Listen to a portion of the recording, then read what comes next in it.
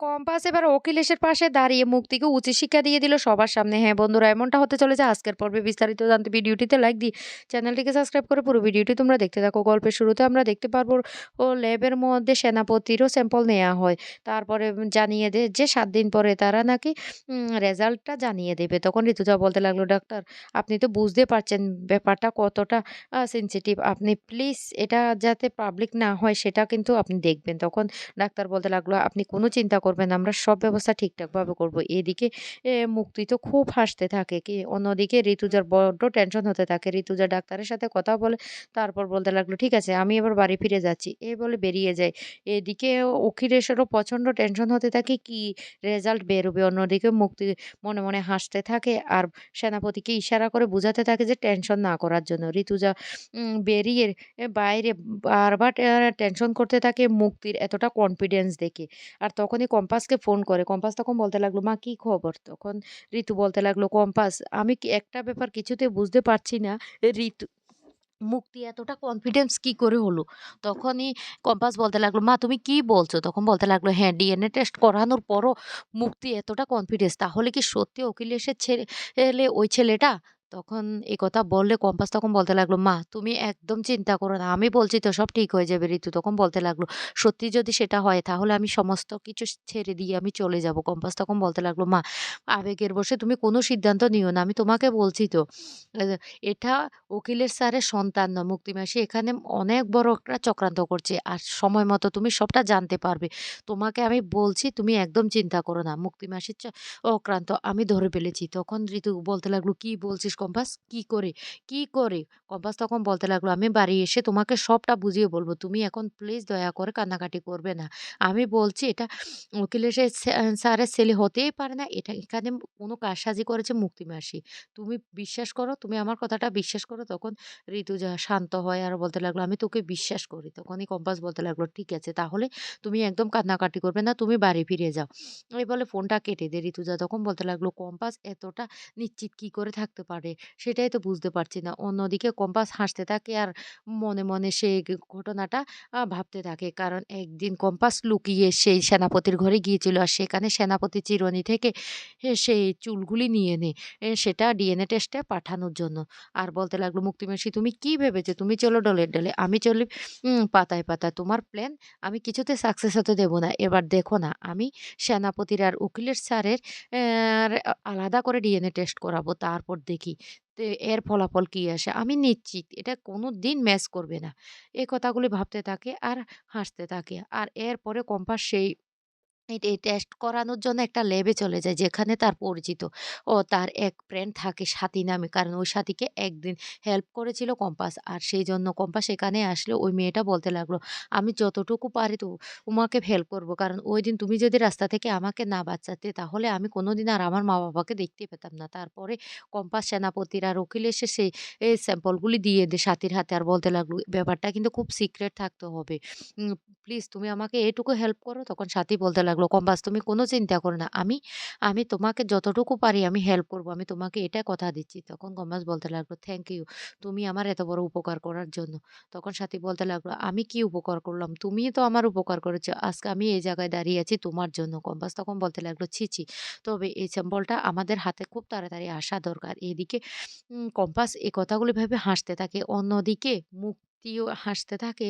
কারণ ওই ল্যাবে যিনি টেস্ট করান ওকে অনেকগুলি টাকা দিয়ে বলতে লাগলো, "শুনুন আপনাকে অনেকগুলি টাকা দিয়েছি। আর এখানে এটা হলো বিহানের স্যাম্পল। বিহানের স্যাম্পলের সাথে অখিলের উম বাবুর যে স্যাম্পলটা সেটা আপনারা টেস্ট করাবেন। কিন্তু নাম থাকবে আমার ছেলে সেনাপতির।" বুঝতে পারছেন কি বলেছি?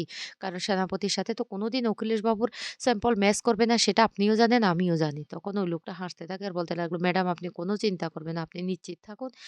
আমরা ওই স্যাম্পলটাই ম্যাচ করিয়ে দেব।" তখন মুক্তি বলতে লাগলো, "অসংখ্য ধন্যবাদ। দরকার পড়লে আমি আপনাকে আরো টাকা দেব। কিন্তু আপনাকে কাজটা খুব সাকসেস ভাবে করতে হবে।" এইদিকে সেনাপতি মনটা খারাপ করলে তখন মুক্তি বলতে লাগলো, "কোনো চিন্তা করবি না সেনাপতি, আমি সমস্ত ব্যবস্থাটা করে নিয়েছি।" এই বলে যখন সেনাপতি ল্যাবকে নিয়ে মুক্তির ল্যাব থেকে বেরিয়ে যায় আর তখনই সেই মুহূর্তে কম্পাস ওই ল্যাবে চলে আসে। আর কম্পাস এসে ওই মেয়েটার সাথে কথা বলে বলতে লাগলো তাড়াতাড়ি যেন সে রিপোর্টটা ওকে দিয়ে দেয়। এরপরে কম্পাস চলে আসে ইউনিভার্সিটিতে। আর সেখানে সে কম্পাস তার দেরকে যেটা এআই এর মাধ্যমে বানানোর কথা বলেছিল সেটা বানানোর জন্য লেগে পড়ে। আর তার সাথে সমস্ত স্টুডেন্টরাও হেল্প করতে থাকে। মোনালিসাও তখন তার সাথে এসে কাজে লেগে পড়ে। এদিকে বিহান সেটা দেখে খুব খুশি হয়ে যায়। তারপর বিহান বলতে লাগলো ওদেরকে টিফিন করানোর জন্য একটা ব্যবস্থা করতে হবে। ওরা তো দিনরাত খাটছে কলেজের জন্য। না কিছু একটা ব্যবস্থা করি। বিহান তারপরে ওদের জন্য টিফিন পাঠিয়ে দেয়। আর সেই ইউনিভার্সিটির একজন এসে বলতে লাগলো, বিহান স্যার তোমাদের সবার জন্য টিফিন পাঠিয়ে দিয়েছে। তোমরা এবার সুযোগ করে টিফিনটা সবাই মিলে খেয়ে নাও।" বলে সবার হাতে যখন টিফিনটা দিয়ে দেয়, কম্পাস তখন খেতে লাগলে বিহান তখন বাইরে থেকে দাঁড়িয়ে দেখতে থাকে। কম্পাস সেটা দেখে তখন বিহানের দিকে তাকিয়ে হাসতে থাকে। এদিকে বিহানও খুব খুশি। কিন্তু মোনালিসা সেটা দেখে জ্বলতে থাকে। মোনালিসা তখন বলতে লাগলো, "দাঁড়া কম্পাস, তুই, তুই কি আবিষ্কার করবি? এমন অবস্থা করব না তোর এই কলেজের লাইসেন্সটা পর্যন্ত ক্যানসেল হয়ে যাবে তোর জন্য। আর বিহান তখন তোকে না কলেজ থেকে ঘাড় ধাক্কা দিয়ে বের করে দেয়। তুই কি অবস্থা করে দেখ। আমি বন্ধু হয়ে তোর অনেক বড় সর্বনাশ করব।" এই কথাগুলি ভাবতে থাকে। অন্যদিকে দেখা যায় সকালবেলায় বাড়িতে ডিএনএ টেস্টের রিপোর্ট চলে এসেছে। মেঘবালা আর রশ্মিকা ছুটে আসে কম্পাসের ঘরে। আর কম্পাসকে বলতে লাগলো, "কম্পাস তাড়াতাড়ি চল ডিএনএ টেস্টের রিপোর্টটা এসেছে।" কম্পাস তখন হেসে যখন যাচ্ছিল মেঘবালা তখন বলতে লাগলো, "কিরে কম্পাস তোর টেনশন হচ্ছে না? তোর একবারও মনে হচ্ছে না যে সেনাপতি অখিলেশ বাবুর সন্তান না?" তখন এ কথা বলে কম্পাস তখন বলতে লাগলো, "আমার তো নিশ্চিত যে ওরা আ সন্তান না।" আর এইদিকে তখনই কম্পাসের মনে পড়ে যায় কারণ ওই ল্যাব থেকে সাথী বলেছিল যে ওদের যে স্যাম্পলটা সেটা ম্যাচ হয়নি। তখন কম্পাস হেসে বলতে লাগলো, "দিদিভাই তুমি এত চিন্তা করো না তো দেখবে রিপোর্ট নেগেটিভই আসবে।" এদিকে রিপোর্ট নিয়ে দাঁড়িয়ে থাকে এ সেই ঋতুজা। ঋতুজা কিছুতে রিপোর্টটা দেখতে চায় না, ভয় পেতে থাকে। আর তখন মুক্তি এসে বলতে লাগলো, "এ ঋতু দাঁড়িয়ে আছিস কেন? রিপোর্টটা দেখে নে না। সবাইকে জানিয়ে দে কি এসেছে। আমি জানি পজিটিভ এসেছে।" তখন কম্পাসও সেখানে চলে আসে। আর কম্পাস বলতে লাগলো, "মা এত চিন্তা করছো কেন? রিপোর্টটা দেখো না কি এসেছে। দেখবে রিপোর্টটা নেগেটিভ আসবে। তুমি এত ভেবো না তো দেখো।" তখনই ঋতুজা রিপোর্টটা খুললে দেখে চমকে যায়। বিহান তখন বলতে লাগলো, "ওমা কি হয়েছে? তুমি কিছু বলছো না কেন?" তারপরে বিহান রিপোর্টটা দেখে চমকে যায়। বিহান তখন বলতে লাগলো, "এটা হতে পারে না।" কম্পাস তখন বলতে লাগলো, "কেন?" "বিহান স্যার নেগেটিভই তো এসেছে। ওই সেনাপতি কিছুতে উকিলের স্যারের ছেলে নয়।" তখন বিহান রেগে বলতে লাগলো, "একদম চুপ করো। যেটা বুঝো না সেটা বলবে না।" তখন ঋতুজা বলতে লাগলো, "ও পজিটিভ এসেছে। এটা অখিলেশের পাপের ফসল। অখিলেশ এতদিন যে পাপটা করেছিল সেই পাপের ফসল হলো ওই সেনাপতি।" তখন চিৎকার করে কম্পাস বলতে লাগলো, "এটা মিথ্যে, এটা মিথ্যে, এটা হতেই পারে না। কারণ সেনাপতি আর উকিলের স্যারের স্যাম্পলগুলি আমি আগে টেস্ট করিয়েছিলাম।" তখন একথা বললে ঋতু তখন বলতে লাগলো, "কি বলছিস কম্পাস?" কম্পাস তখন বলতে লাগলো, "হ্যাঁ মা, ওটা মিস হয়নি আমাকে জানিয়ে দিয়েছে অলরেডি সাথী। মুক্তিমাসি এখানে একটা চালাকি করেছে। নিশ্চয় কোনো কারসাজি করেছে। সত্যি করে বলো মুক্তিমাসি কি কারসাজি করেছো?" কিন্তু মুক্তি কিছুতেই স্বীকার করে না। তখনই ওই ল্যাবের সাথীকে ফোন করে সমস্ত সত্যিটা জানতে পারে যে মুক্তি সেখানে টাকা দিয়ে মিথ্যে কথা রিপোর্ট বানিয়ে এনেছে।